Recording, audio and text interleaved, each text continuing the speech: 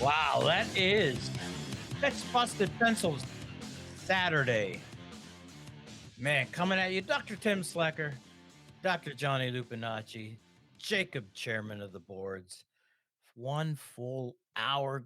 I am so glad to be back. I feel like it's been, I don't know, a couple days since I haven't seen you both together.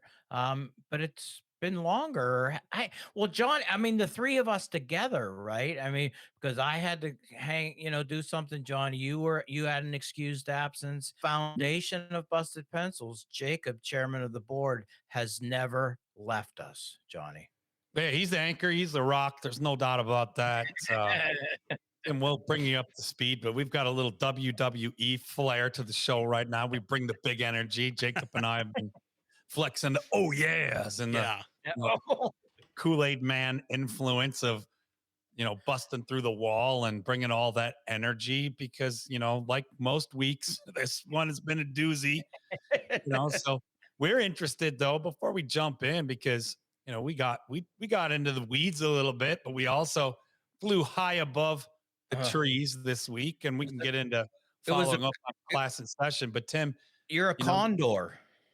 Yeah, something like that. Yeah, okay. Be the bird. That was one of the lessons this week. If listener, you didn't get a chance to catch it, well, you'll get a breakdown in today's broadcast. But go back and grab class in session, and Jacob and I, we dug in and we talked about higher ed. But Tim, before we jump into that stuff, all right. I mean, what's some stuff that's been popping for you this week? Like what have you been noticing about public education here? Well, nothing exciting. The Trump administration, 100 days of, nice, calm, easy breezes. Not okay, Johnny, that's sarcasm. Just to point that out for you. Oh, okay. It's been crazy. And hey, let's hit this one first. Last week, the feud between President Donald Trump and Harvard, that's what my mother-in-law would call it, or Harvard if you're from, Western most of the world. Western Pennsylvania, like me, Harvard. It escalated again. And through the constitutional powers that he doesn't have, through the executive order, pen and paper. Hey, Harvard, international students, and Jacob, I love how you said this before the show. All of them, even the white European international students, you're out. Harvard, you cannot recruit them in the future. This one is mind-boggling. I want to see this story develop more, over the days so that next week we can really hit this one. For people that are hearing this, particularly higher education everywhere, particularly everybody in Wisconsin, does that have ramifications to the higher education institutions in your area? Not yet, but I know that's the fear of saying, wait a minute, we're outlawing international students from one institution. What institution is next? And Jacob, as you said, is that even legal? Jacob. Yeah, I couldn't believe it myself. I thought I don't know the procedure. Maybe there's some obscure 18th century law that says that the president can ban international students. I'm not a lawyer, but it just seems so transparent to me that at a time when Trump hates Harvard specifically, and that Harvard has been kind of standing up to him. I mean, obviously this is trying to get at Harvard and cost them money, because you talk about the demographic crisis for higher ed all the time. Am I correct in saying that it's a lot of the foreign students that end up paying the full prices to come to American universities and make up some of that shortfall? That is definitely one of the issues. I mean, there are scholarships and there are students here, but Johnny, right? I mean, that one unfold, because this is the Department of Homeland Security, and it's claimed to be a punishment. I'll call it that. Go ahead. From what I've read about it this week is, they were accused of being a facilitator of hostile environment on campus for allowing protests and having, anti-Israel sentiments allowed on campus. And we've covered some of the back and forth between the federal government and Harvard over the years. And Harvard is one of the top institutions in the world. I'm going to Mm, emphasize that again, the world. mhm, And our institutions like that are comprised of people learning and also teaching from around the world. mhm, And so, there's been a little bit of back and forth. And according to things this week, Harvard was asked to turn over the conduct records mm, of all international students and refused to do so. mm, So, like Jacob said, they're going to get into the legal weeds on this, I'm sure. But they said in response to Harvard's refusal to turn over those records, which I have to imagine rather flippantly, I'll say, are related to HIPAA and stuff like yeah, that. I mean, right. can't just fork over, information like that. But in the essence of it, said, well, now you are not permitted, and that's where we're going to see how this unfolds. And they actually, you know, dictate, and I'll emphasize that word again, dictate, who can and can't be at that premier, global institution. Mm. So the other message being like, this is how tyranny works. There you go, man. I mean, like the message being like the message you always talk about a chilling effect, Tim. Oh, The message being like, just stay out of the way mm, of the big bad boss, mm, right? Or, he's not just going to walk softly and carry a big stick, right? But he's going to, be loud and boisterous and bring the big stick with them through that process. And so, it's a tyrannical kind of leadership mm. in the Department of Homeland Security, certainly flexing on, how did you say it? You gave your best Boston impersonation. Harvard. Harvard.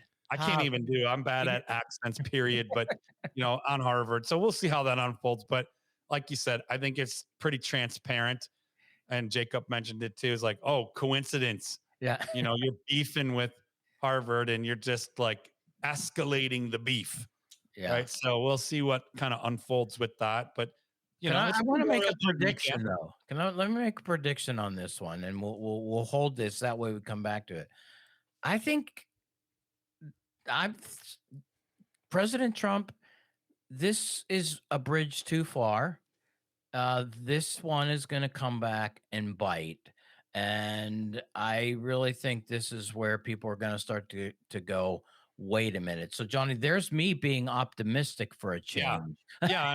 And I'm gonna sound like an apologist. So I give, my apology for sounding like a apologist or a sympathizer of, the current administration. I'm not, but I'm gonna say it's also a particular kind of tactic, right? Of leadership. It's a different kind of leadership than probably you or I would have, Tim, or that we know to be successful, studying leadership, especially being learners leading learners. Mm, But it's a kind of leadership that says like, oh yeah, we'll try this on for size. So it's sort of like when you're disciplining your kids and you say, hey, you're grounded for the weekend.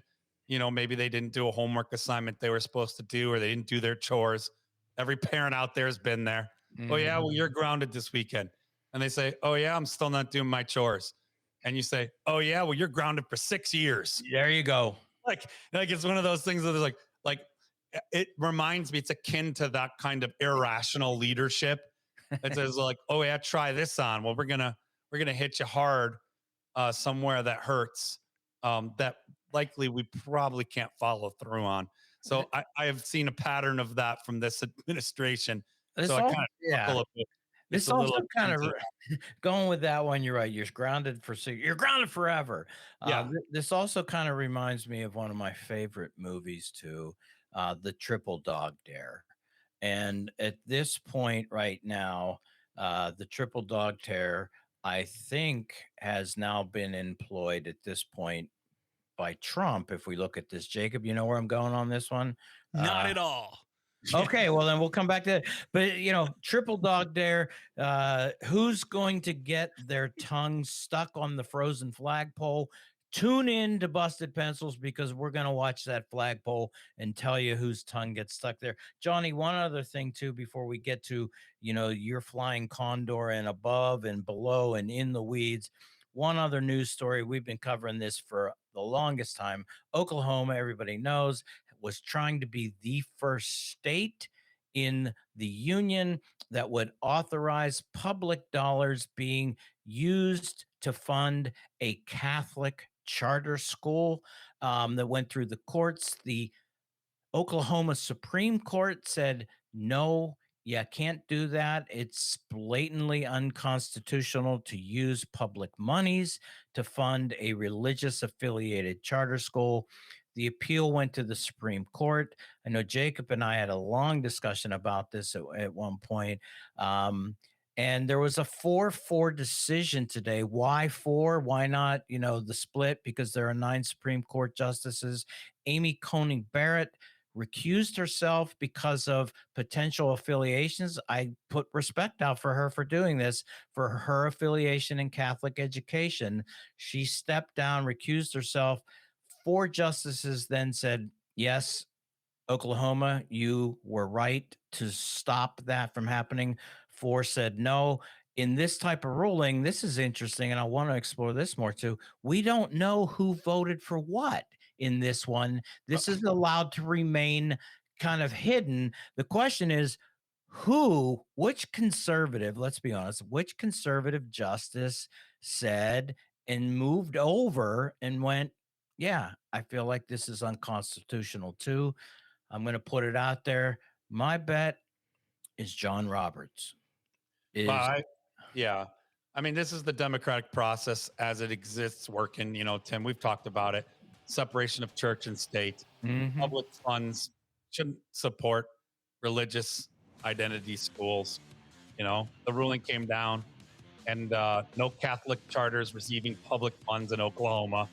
Right. I want to say we could put that one to rest, but we'll keep talking about it because it'll take us into the weeds. Yeah, Speaking of weeds, Tim, when we come back, let's get into them. absolutely. I got my weed eater.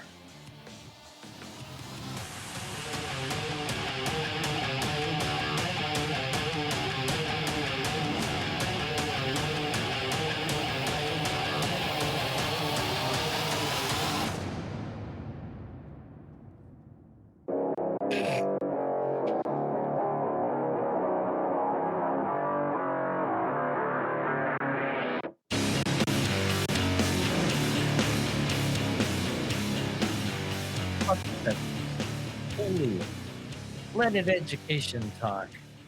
Dr. Tim Slecker, Jacob, chairman of the boards, and Dr. Johnny the Condor Lupinacci joining us, here 10,000 feet. That's what I understand. Johnny did a little research on the height of birds actually flying, So give us your field book report, man. Well, Tim, I was just, mentioning the class in session this week. I shared a little, what we might even call it, a fable story, a little nugget of wisdom from a mentor for arrows who, shared a story about, some like be the bird. Sometimes the bird lands and is, in the trees or down in the weeds to whether feed or rest or do whatever it does on ground level or slightly above ground level. I would say 300 feet or less is, landing on something. And then I said, sometimes you got to fly up way above the trees. And Mhm. I arbitrarily grabbed the number 10,000 feet. And I even mentioned to Jacob on the fly, like, I'm grabbing this number out of the sky, you know, and hopefully birds can fly that high. Well, yeah, most birds can fly that height, although they tend to stay, at 300 to 500 feet kind of maximum. There's no need for them to go much higher, but they can fly that high. And some species actually spend quite a bit of time up there. So whew, we're all right. Ooh, you're There's good. a lot of birds. It doesn't have to just be some rare species. So birders out there can co-sign on that little, ad lib, grab a number and apply it, and it worked. Well, But really, I just gotta say though, when you said that though, I mean, you said, bird, and I quickly went, bird is the word. bird is the word. But the idea being, the metaphor being, like, we talk a lot about education, public education, and we talk specifically on the show here there about higher education as important part of public education, and started today's broadcast off, with a little update on the beef between the federal government and Harvard, higher ed topic. But we've been talking about higher education and some of the big picture stuff Mhm. happening in a change of landscape. And that story, that lesson embedded in the story that, Four Arrows shared with me, seemed applicable. Then the idea being, the metaphor being, like sometimes you got to be in the weeds or in the trees, and you Mhm. see what's going on around you. You got to be close to those details, the specifics. And we get into the specifics often enough. But it's also important, especially as a learner leading learners, those of us educated educators and you pencil busters out there joining us to talk about education. It's important for us to sometimes leave the trees, Mm. leave the bushes, leave the ground, and take the 10,000-foot view, right? And fly way up above the tree line and see, the forest through the trees, and as and see the landscape of things. So I try to build on that little story and that metaphor, and to pass it on, to pay it forward to all our pencil busters out there, you listener.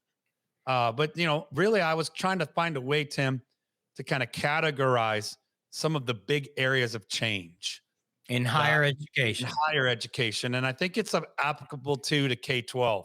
Yeah. Although it's a little different at the K-12 level. I would say it's more traditionally democratic. It's less business like than higher ed is facing right now. But I categorize those things, and I'll lay them back out there for you, and listener, if you want kind of that or where these things come from. It came from class in session this week. But Tim, I threw them into four categories. The first being, I think it's really important when I fly high above the trees of higher ed and I look at the big picture of the moment we're in. The first area kind of I observe is that there's need for attention around academic program innovation. Mm. And I see you already getting excited because I happen to know, Nice. this is your area of passion, right? Nice. Academic program innovation. We can get into that. The other four categories. So one, academic program innovation. Two, college access and financial aid, Mm. right? So accessing programs and paying for them. Three, related to that, financial realities, right?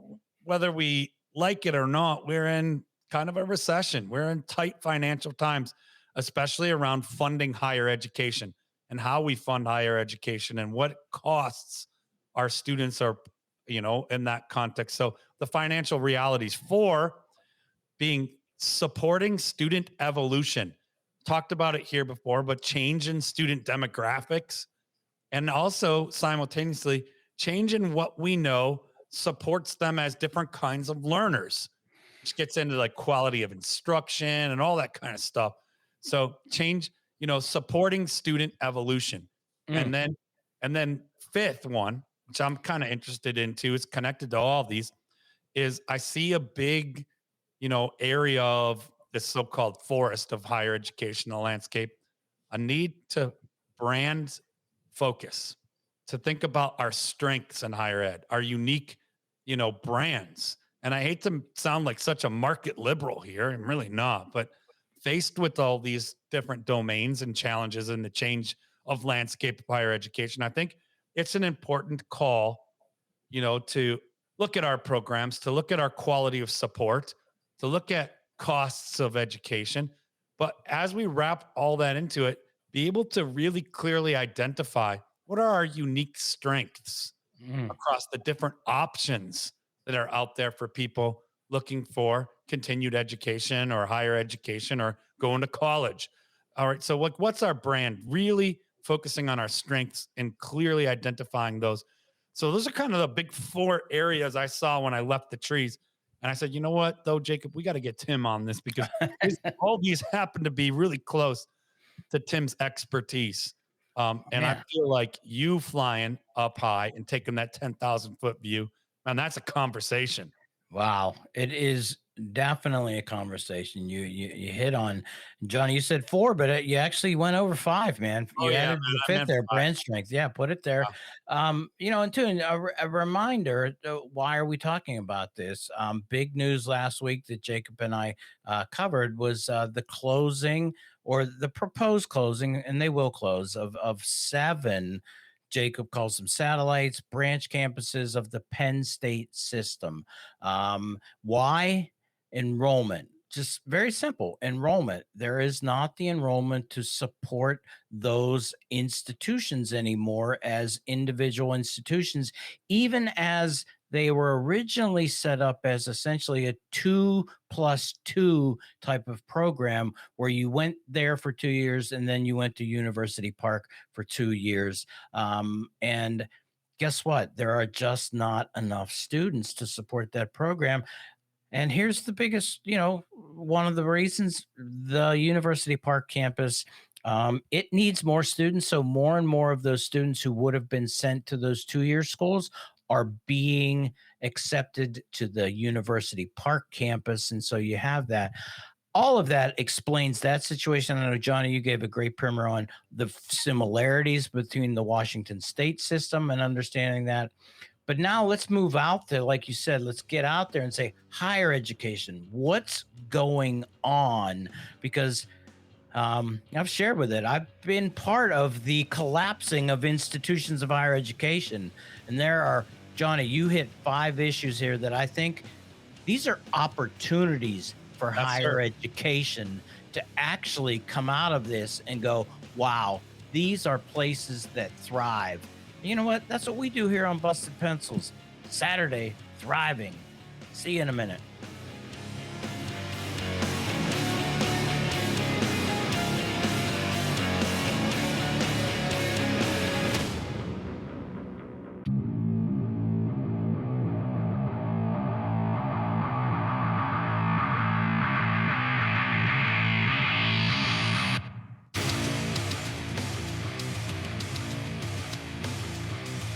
It always, that music just makes me imagine just beating on drums really hard. Busted Pencils, fully leaded. Education talk, educated educators talking education. Jacob, chairman of the board, Dr. Johnny Lupinacci, and me, Dr. Tim Slucker. It's Saturday.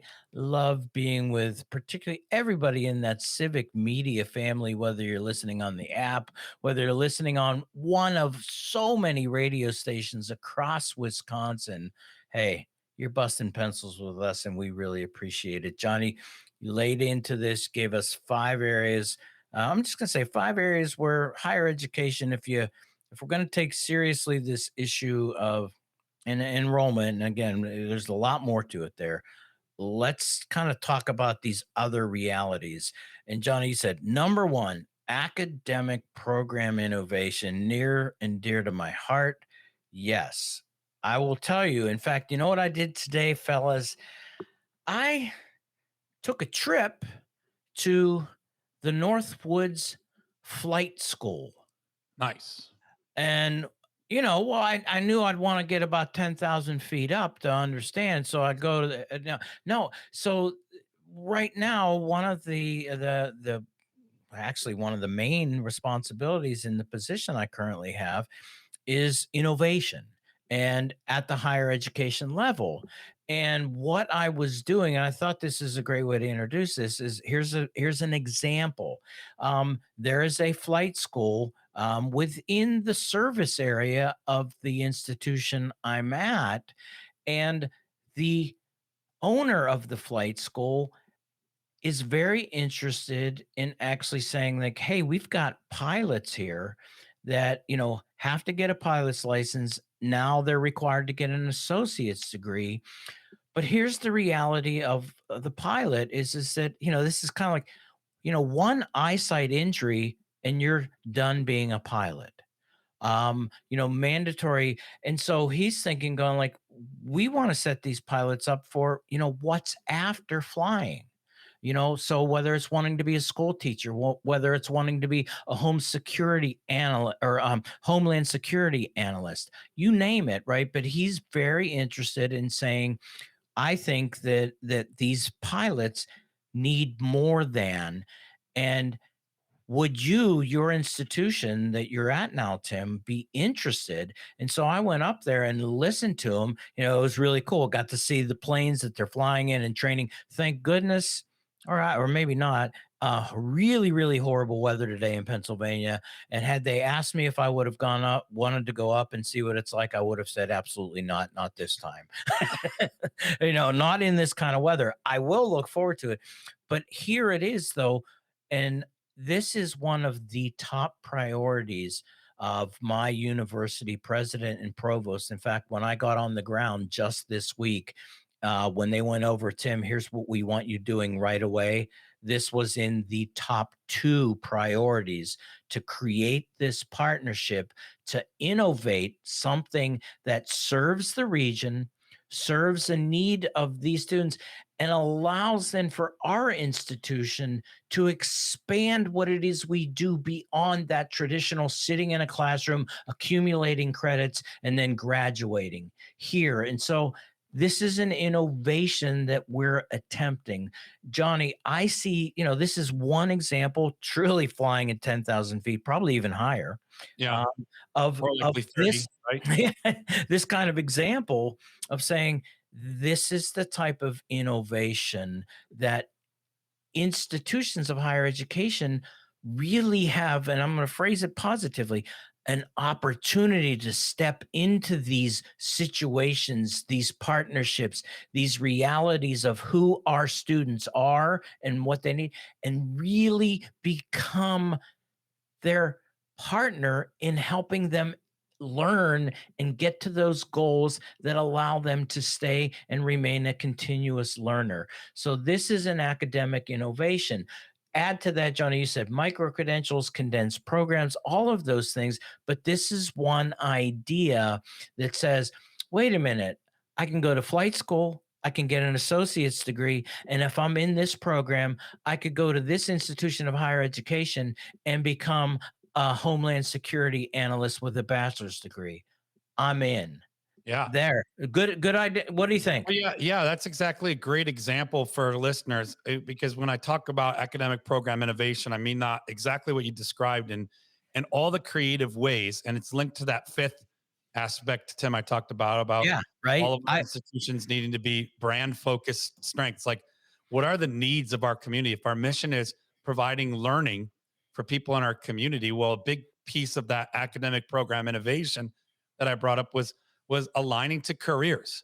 And I Mm, love the example you shared, Tim, because it's not just the skill of becoming a pilot.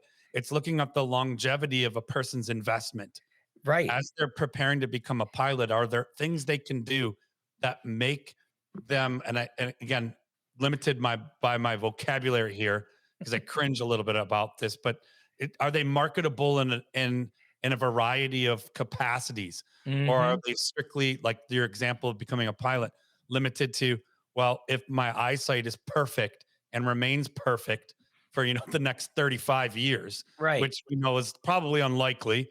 So all of our programs being mapped out to like career aligned returns on that investment, that Mm, time and that tuition that a person commits to. What do they get out of that? And being really creative, thinking interdisciplinary across institutions and mm. partnerships. These are great. Like that's what I mean about like when we fly 10,000 feet above the forest of, oh no, enrollment is down. Well, yeah, it's down. But what are some of the root causes to that? And rather than just like mire in that, we say, Mhm. what what's possible for us to do differently? Let's be Mhm. creative, let's be innovative, and let's be learners leading learners. Great example, Tim, of that academic program innovation. Yeah, Johnny, before we get on to number 2, like you said, number 5 really hits this one, brand strength, because, guess what? If we achieve this partnership, and actually I'm glad you pointed this out, this will be a partnership between community college, flight school, and a regional public higher ed institution. So 3 ways. What a brand story to say, this is what we do here. That really is, there's a story there. And for me, whenever somebody talks about brand comes back and to me and says, what are the stories people tell about you? What are the stories people tell about your institution? Good brand, people have great stories to tell. They're unique. And so here that one. Johnny, then access, financial aid, and holy crap. I start with that access one because to me that has always been the driver, whether it's an incredibly selective institution like Harvard or not, access. What are institutions doing in the realm of access? Who are even imagining themselves as being a potential student learning at an institution? For the longest time, higher education has pretty much said, here's what you are if you're going to go to college, here's what you need to do. And if you don't do these things, sorry, you don't get access. I don't think that that's an opportunity. And to me, how does an institution of higher education pivot towards more access? Is that actually we start to see what we offer and we start seeing learners, Johnny, as you said, as going, how is it that we actually can help more learners achieve their goals as opposed to how many more students can we enroll? Absolutely, Tim. And we've talked about it a lot in the realm of education in terms of alternate pathways to becoming a teacher, right? And grow your own Yeah. programs and different innovative, creative partnerships in communities and states around this country. And how I've been really phrasing that, we kind of just popped out of class in session this week. Is I was saying like we in higher ed talk about traditional and non-traditional students. And I think it's time to turn the page and move into a new chapter that they're just our learners. They're learners. And that it's no longer all of our major program. It's a bad habit of mind of schooling to think about, well, okay, what are these 18-year-olds graduating from high school going to do next year? And what are they going to do for the next 4 years? And that model of education, certainly they're included in that group of learners, but we think about who traditionally constitutes being a college student. And then we talk about non-traditional college students, and they may be second career folks, or, maybe after serving in our armed forces, Yeah. returning to school. We have this category of non-traditional students. And I think we've turned that, or we're long overdue for turning that page and ditching those labels and thinking more broadly about who are learners Who are and how learners? how are our programs accessible to that larger community of learners, whether it's hybrid, whether it's transfer partnerships between programs. Just coming back to your example about the flight school, right? About you have a partnership between, a community partner, a community college, and a state institution. And so you're looking at like there's a pathway of transfer and Mhm. interdisciplinary and dual enrollment that historically we'd say, oh, those are non-traditional students. It's like, Right. "Hey, man, those are just our learners." There are and like you said, yeah, I know time is flying here. We're gonna we want to get through all of these, but yeah, I'm so glad you pointed out, traditional, non-traditional. Sorry, that you got to do away with that because even now within that realm of what we used to say traditional, 18 to 22-year olds, that group of students themselves within that population, they're so different. You have students, the idea of going to college and sitting back and learning. I had more traditional quote undergraduates working 30 to 40 hours a week going to school full time. That isn't quote traditional. And so we just have to realize that our students, as you said, Johnny, they're learners, and learners have unique needs, unique situations. And as institutions committed to helping their learning and us being learners, we're going to then make every opportunity to accommodate and give access, going back to that one, access to those students. Financial realities, just want to cover financial realities, student support. We did cover brand strength. Johnny, financial realities, man, and budget cuts. I was wondering, like, what were you, hit me with what you wanted me to say there, or Well, Tim, it I, can be I just want to like as I'm thinking about like these areas, these large domains are sort of observations I'm making from a 10,000 foot view of the necessary change in higher ed. Look and say like, hey, this forest is on fire, and I fly up above the trees, and I want to see like where's it coming from? What are Mm, some of the observable patterns? And one thing is I always like to know why. And so we could say like, oh, it's enrollment, but let's even fly higher mm, and say what's causing some of the enrollment issues, and why is the gut solution like the knee jerk reaction for institutions, which are, if we're looking at this from a business sense or a business mind, and we're like, hey, we need more students mhm. because our budgets are really contingent on student like buns and chairs, right? Okay. And so and I you know buns and seats. Like I'm really leaning on the actual physicality of that. We're limited by that understanding of sort of in higher ed world, what do we call them? FTEs, right? Yeah. That's one of the things Oh, like, oh, like these budget lines that are antiquated because one, our student demographic and their accessibility has changed. So they could be accessing programs through online or hybrid. They could be, a number of different things. And so the knee-jerk solution is, well, we need more buns and seats. mhm, And that's just not really happening. And understanding why and understanding our brand and our product more, I can't leave out the part. And that's why I put in a budget financial realities. I can't leave out the fact that we are experiencing a big crunch financially as a nation and as a world. Like stuff has gotten too expensive mm. sometimes to rationalize or to actually participate in. So we're seeing a big sort of classes organizing around like who can even afford to be in these programs. And so these are financial realities that I want as part of the conversation. Man, we're gonna come back with your big dollars. Busted pencils. Oh,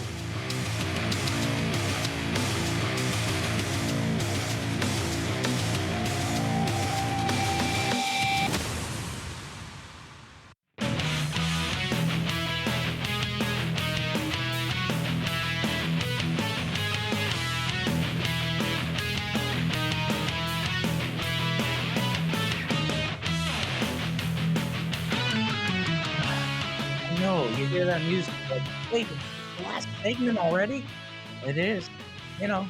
Hey, but you love Busted Pencils every Saturday and, downloading on Spotify, Apple Podcasts, wherever you download your podcast. We appreciate it. Dr. Johnny Lupinacci, chairman of the board, Jacob, and me, Dr. Tim Sliker, we are here breaking it down, Johnny, laying out, five areas where higher education, looking at the 10,000-foot view. What are some of the issues? Let's not even tie it to enrollment. These are just things that, you know what? I would say if you are in the business of higher education, if you're not addressing these five items, I'm not sure that you're really doing everything that could be happening. I know I'm stepping out on a limb there, John, but I mean these are really important. Not people saying, "Well, you're just doing this because everything's falling apart." Maybe, but these are just realities that could make, and I'm going to say it, the product of higher education truly valuable because this really helps. And there's lots of others. But John, you talked about, let's hit this one before we close the show, the financial realities. You haven't heard the budget cuts. I saw this very simply as going, hey, look, particularly state public institutions that rely on state allocations towards their budgets, that helps them set tuition prices. As those budgets have been cut, institutions of higher education have to raise the price to make budget. And college students are now sitting there looking at it and going, you know what? I can't do it. I can't do that price. And that's a reality. So that's a financial reality. John. Yeah, absolutely. As well as one that I think invites us to a conversation around saying like we can't just put the burden on more students. Let's get more students. That's one dimension of it, but it really like also invites us the financial realities is, and I'd like to get right to the core thing, Tim, is we would say, like as people who have been part of public education at multiple levels, that it's like, hey, legislators, you've historically support. Public education is a bedrock of democracy. So Mhm. tax dollar allocations have to. So I think we continue to make those cases and arguments, but at the same time, we also look at as institutions, part of our brand strength focus being also like, yes, we teach. So tuition dollars are one income revenue stream. But what else do we do? What services do we provide? What products are Mm. we, part of? Like, how do we diversify our budget incomes so that Mhm. we're not, our survival isn't necessarily hinging on, let's get more buns and seats, get them now, right? Like people can't have babies fast enough to keep up with that. So it's just a bad long-term sustainable model. So it's really embracing those realities is like, hey, even if what brought us to higher education was, doing research and teaching, let's also be part of a generative conversation to say, what else can we offer and do together as, unique, innovative partnerships, bud, develop, and help change the landscape? Or like the metaphor I've been using, stop the forest fire here. Well, I'm going to give one example too, just so the listener goes like, "Wait, I don't know what you're talking. How does a college diversify its revenue streams?" Well, okay, don't think too hard about this one, but when we think of college, people think, "Oh, I got to pay." Yes, you pay tuition to get a degree. Well, let's just not go too far from that and say, actually, colleges are institutions of higher education, higher learning. What if we decided to offer different types of learning other than degree programs, right? So we can offer a credential in, maybe generative AI use and how to make the world safe for the future of AI. Just, playing up on my strengths, but Well, I mean, that's not far, right? It's like, but that's a diverse revenue stream. absolutely, Tim. And we've seen this. This is not new. We've seen like agricultural programs say, hey, we also specialize in these products and we have, like a brand or something also that brings revenue into our college or our program. Similarly, thinking like how often, Tim, have we, been critics of testing companies writing curriculum? Right. Well, why aren't our best and brightest in college of educations, saying, hey, we've got a really great way of teaching math, or we've got a really great, and focus on like, here's a product, right? Mhm. That's already part of the system. So there are a lot of ways we can begin to learn from. And again, hold that bay because I'm pretty critical of everything being marketized, I know. right? So, but at the same time, it's like it's part of the financial reality. Like what are we doing to not just continue to pass the cost on to students?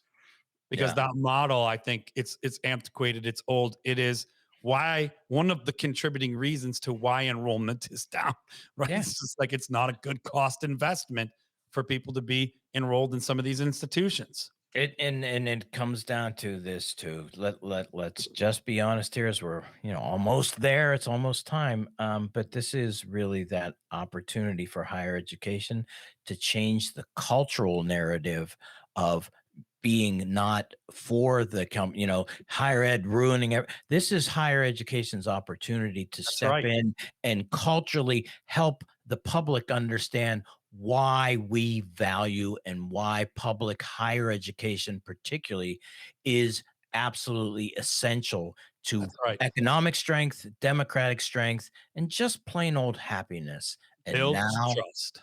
and now for your moment of zen.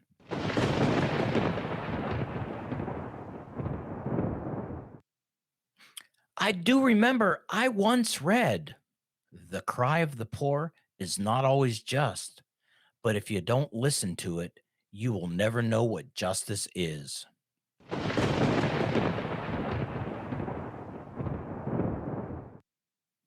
Thanks for listening to Busted Pencils broadcast today.